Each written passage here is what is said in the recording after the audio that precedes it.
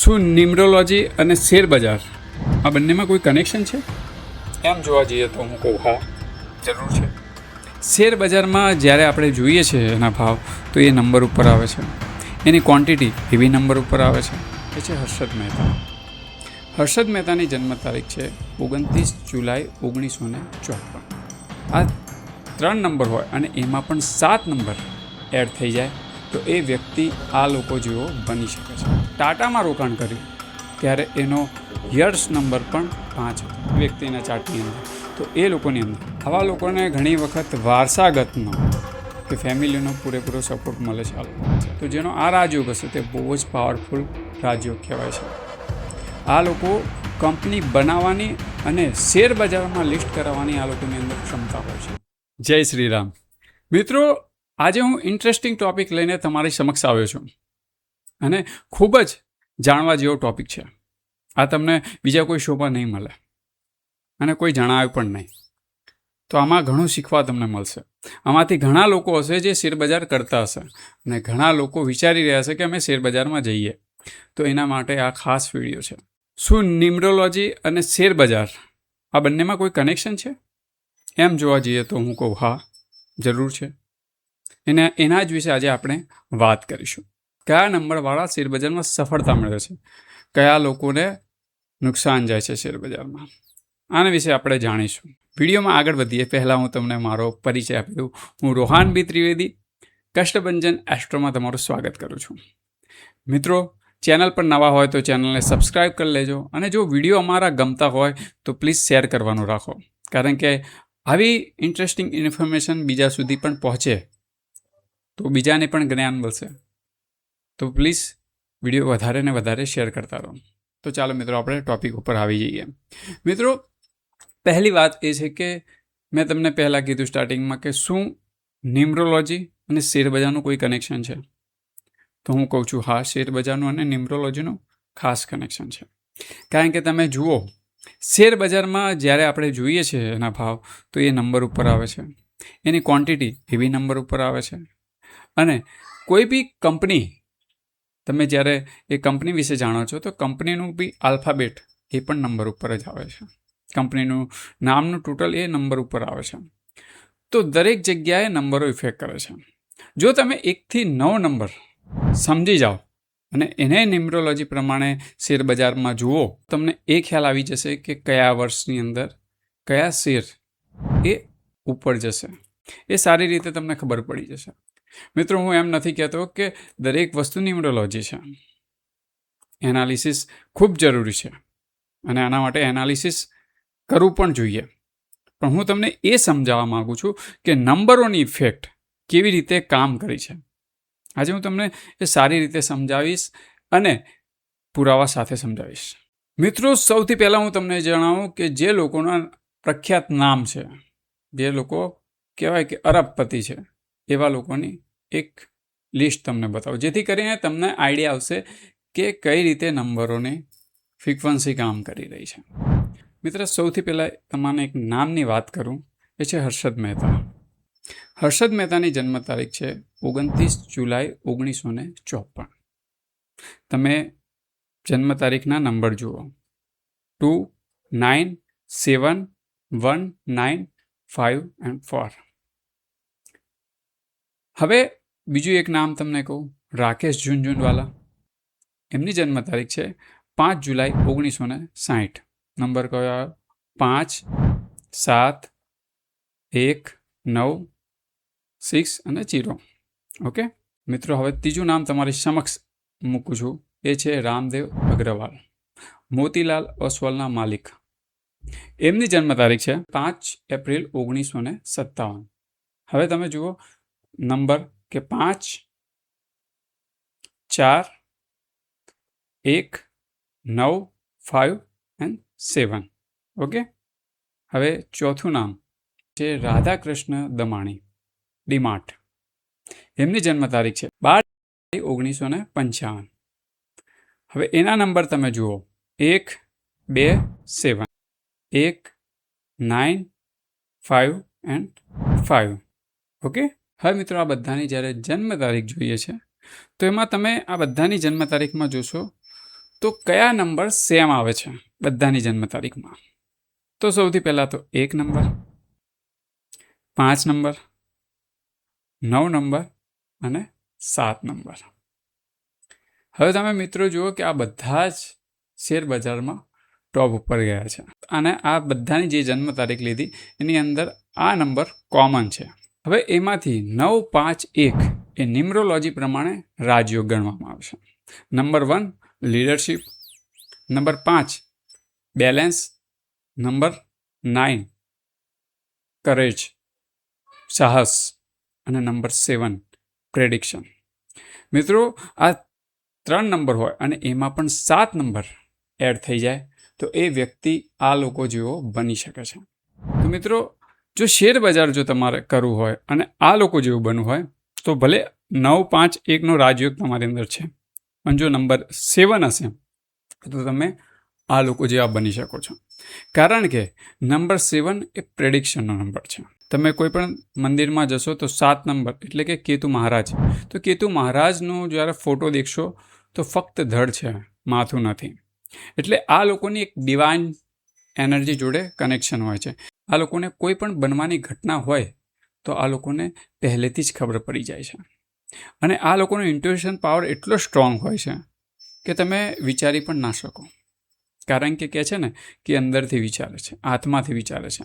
તમે જુઓ 7 નંબર પર Mahendra Singh Dhoni, DRS review system, અને આપણે DRS પણ મહેન્દ્રસિંહ ધોનીના નામથી જ ઓળખીએ છીએ. જ્યારે મહેન્દ્રસિંહ ધોની DRS લેતા હતા ત્યારે કહેવાતું હતું કે વિકેટ પડી ગઈ છે. તો મહેન્દ્રસિંહ ધોની કઈ ટી-શર્ટ પહેરે છે? 7 નંબરની. તો આ લોકોને ઇન્ટ્યુઇશન પાવર ખૂબ જ સ્ટ્રોંગ હોય છે. તમે જુઓ કે આ જે નંબરોવાળા છે એ બધાથી અલગ કર્યું અને એ લોકો જે બીજા લોકોને ના દેખાયું એ વસ્તુ આ લોકોને દેખાય. એટલે 9, 5, 1નો તો રાજયોગ તમારે જોઈશે જ, પણ જો આ લોકો જેવા બનવું હશે તો નંબર 7 પણ તમારે જોઈશે. અને શેરબજાર રીતે હું તમને કહું તો શેરબજારમાં એ ખ્યાલ હોવું જરૂરી છે કે આ શેર ક્યાં સુધી પહોંચશે. એનાલિસિસ તો તમે કરો જ છો બધા, પણ ઘણી વખતે લોકો પોતાના બોલ્યા પ્રમાણે એ વસ્તુ બની જતી હોય છે. પ્રેડિક્શન, તો પ્રેડિક્શન ક્યારે તમે પ્રેડિક્ટ કરી શકો કોઈ વસ્તુને? તો જ્યારે 7 નંબર જો એની અંદર વ્યક્તિની અંદર છે તો એ પ્રેડિક્ટ સારી રીતે કરી શકે છે. પણ મેં શું કીધું, એકલો 7 હોવો જરૂરી નથી, પણ 9, 5, 1 હોવો જરૂરી છે. એની સાથે જો હશે 7 તો એ સારી રીતે કામ કરશે. પણ જો એમાંથી આ નંબરો નહીં હોય, 1 નંબરની હોય, તો એ વ્યક્તિ મેનેજમેન્ટ કરી જ નહીં શકે. જો એમાંથી 5 નંબર હશે તો એ કન્ફ્યુઝન થશે, ઉતાવળા નિર્ણય લઈ લેશે. 5 નંબર એના ચાર્ટમાં નહીં હોય તો 9 નંબર જો ચાર્ટમાં નહીં હોય અને સમજી લો 1, 5 અને 7 હશે અને 9 નંબરની હોય તો એ સાહસ નહીં કરી શકે. અને 7 નંબર હશે અંદર તો વ્યક્તિ પોતાની ઉપર ડાઉટ કરે છે, આત્મવિશ્વાસની કમી થાય છે, કન્ફ્યુઝન થઈ જાય છે અને એવા લોકોનો લોસ પણ ઘણી વખત થઈ જતો હોય છે. તો 9, 5, 1નો રાજયોગ અને બીજું જોડે 7 હશે તો સમજી લો કે તમે આવા લોકો સુધી, જે લોકો રાકેશ ઝુનઝુનવાલા છે એવા લોકો સુધી તમે પહોંચી શકો છો. મિત્રો, શું તમે જાણો છો કે રાકેશ ઝુનઝુનવાલાએ જ્યારે 1985માં ટાટામાં રોકાણ કર્યું ત્યારે એનો યર્સ નંબર પણ 5 હતો. તમે 1985નું ટોટલ ગણશો તો 23 આવશે, એટલે 3 ને 2 5, અને એમને 5000થી રોકાણ કર્યું હતું. તો આ કોઈ યોગાયોગ નથી, આ છે નંબર 5નો પાવર. જો તમારે 9, 5, 1નો રાજયોગ છે તમારા ચાર્ટની અંદર, તમે શેર બજારમાં કમાશો જરૂર. હવે જો 9, 5, 1નો રાજયોગ છે તો એ 30 વર્ષ સુધી એ તમને 2 થી 3 વખત ડાઉન કરે છે. તમે ટોપ થોડા આગળ પહોંચો અને પાછા ડાઉન થઈ જાઓ, થોડા આગળ પહોંચો પણ ડાઉન થઈ જાઓ, પણ 30 વર્ષ પછી આ રાજયોગ કામ કરે છે અને એને સફળતાએ પહોંચાડે છે. તમે આ બધાનો જ જ્યારે તમે એમની હિસ્ટ્રી સર્ચ કરશો ત્યારે તમને ખ્યાલ આવશે કે આ 35 વર્ષ પછી જ આ લોકોનો રાજયોગ એક્ટિવ થયો છે. ત્યાં સુધી આ લોકો સંઘર્ષ જ કર્યો છે. પણ એ ક્યારે? કે જ્યારે આ લોકો એક જ દિશામાં કામ કરતા હોય. ઘણી વખત એવું પણ હોય છે કે લોકોની અંદર રાજયોગ હોય છે, પણ એ છતાં પહેલાં બીજું કામ કર્યું, પછી પાછું બીજું કર્યું, ત્રીજું કર્યું. એવી રીતે કરશે તો ગમે એવો રાજયોગ હશે તો પણ કામ નહીં કરે. એક જ દિશામાં ફોકસ સાથે કામ કરતો રહેશે. અવશ્ય આ રાજયોગ એનું જીવન બદલી નાખશે. ઘણી વખતે 9-5-1નો રાજયોગ હોય છે તો પણ લોકો ડરે છે શેરબજાર કરતાં કે શેરબજાર કર્યું અને ડાઉન થઈ ગયું, થઈ જશે તો સવાલો થાય છે. પણ જો એની અંદર 7 નંબર હશે તો એની અંદર કહેવાય ને કે એક બુદ્ધિ, ઇન્ટ્યુશન, પાવર બી એની અંદર હશે. હવે ચલો એક તમારા નોલેજ માટે એક બીજું નામ આપું. અનુપમ મિત્તલ, શાદી.comના માલિક. એમની જન્મ તારીખ તમે જુઓ 23 ડિસેમ્બર 1971. અહીં સીધો 5 નથી, પણ તેમનો જન્મનો અંક 23 ગણશો તો 3 ને 5 એટલે એમનો મૂળાંક 5 આવે છે. તો એમની પાસે પણ 9-5-1નું રાજયોગ છે, સાથે સાથે 7 છે. મિત્રો, લોકો સ્ટાર્ટઅપ વિશે વિચારી પણ નતા શકતા, એમને કંપની ચાલુ કરી દીધી અને કમાયા પણ એમાંથી. ઓલા જેવા બિઝનેસની અંદર પણ રોકાણ કરીને એમને કરોડો રૂપિયા કમાયા. તો એવું નથી કે તમે નથી કમાઈ શકતા, પણ આ જો ચાર્ટ હશે તમારી અંદર તો તમને અવશ્ય સફળતા મળશે. પણ મેં શું કીધું કે ઘણી વખતે ભણેલા હોય છે તમે શેરબજારનું, એ છતાં પણ તમે એની અંદર કમાઈ નથી શકતા. પણ જ્યારે આ રાજયોગ હોય છે તો અવશ્ય વ્યક્તિ કમાય જરૂર છે. બીજા રાજયોગ વાત કરું કે આવા ન્યુમરોલોજીની અંદર રાજયોગ છે. હવે બીજા રાજયોગની વાત કરું તો 2-5-8નો રાજયોગ છે. તો જે લોકો 2-5-8 છે તો એમની પાસે કયો થયો? 2 એટલે ચંદ્રમા, 5 એટલે બુધ અને 8 એટલે શનિ મહારાજ. તો 2-5-8નો રાજયોગ થાય છે જે વ્યક્તિના ચાર્ટની અંદર, તો એ લોકોની અંદર આવા લોકોને ઘણી વખત વારસાગતનો કે ફેમિલીનો પૂરેપૂરો સપોર્ટ મળે છે આ લોકોના. પણ જેની પાસે 2-5-8નો રાજયોગ છે એને એક નોંધ લેવાની કે આ લોકોનું મન ચંચળ હોય છે, કારણ કે ચંદ્ર આવે છે ત્યાં. ઘડીકમાં એમ થાય કે હું પેલું કરી લઉં, ઘડીકમાં પેલું કરી લઉં. પણ જ્યારે આ લોકો સાચી દિશામાં એક જ દિશામાં ચાલી જાય છે તો અવશ્ય આ લોકોને સફળતા મળે છે. સફળતા મળે છે ને અઢળક સંપત્તિ એ લોકો પાસે હોય છે. અને બીજો એક રાજયોગ છે 4-5-6નો રાજયોગ, એટલે રાહુ, બુધ અને શુક્ર. તો મિત્રો આ લોકોના જો 4-5-6 જેના ચાર્ટમાં હશે તો જેનો આ રાજયોગ હશે તે બહુ જ પાવરફુલ રાજયોગ કહેવાય છે. આ લોકો કંપની બનાવવાની અને શેર બજારમાં લિસ્ટ કરાવવાની આ લોકોની અંદર ક્ષમતા હોય છે. મિત્રો, રાહુ જે આગળ વિચારવાની ક્ષમતા આપે છે. 5 નંબર બુધ, બેલેન્સ, બિઝનેસ બુદ્ધિ આપે છે. નંબર 6 લક્ઝરી અને બ્રાન્ડ વેલ્યુ આપે છે. તો આ રાજયોગ જેની અંદર હશે તો રોકાણ કરવાવાળા નથી બનતા, આ લોકો વિઝનરી બને છે.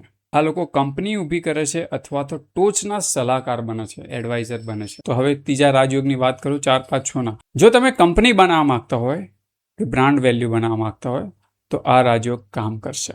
મિત્રો, હવે ઘણા લોકો કહેશે કે મારી અંદર 5 નંબર નથી, 1 નંબર નથી, 9 નંબર નથી, તો અમે શું આગળ નહીં વધી શકીએ? તો આ નંબરો એક્ટિવ કરી લો તમે. 1 નંબર એક્ટિવ કરવા માટે સવારે સૂર્યોદય થાય એ વખતે તમે પહેલાં ઉઠી જાઓ અને એ વખતે તમે રેડી થઈ જાઓ. બીજું છે 5 નંબર, તો તમે લર્નિંગ કરવાનું ચાલુ કરો, ટ્રેનિંગ લો, શીખો, પુસ્તકો વાંચો. એ કરવાનું ચાલુ કરશો એમ તો સવારે પેપર બી આવી જાય છે, તો પેપર વાંચશો તો બી તમને એક આઈડિયા આવશે.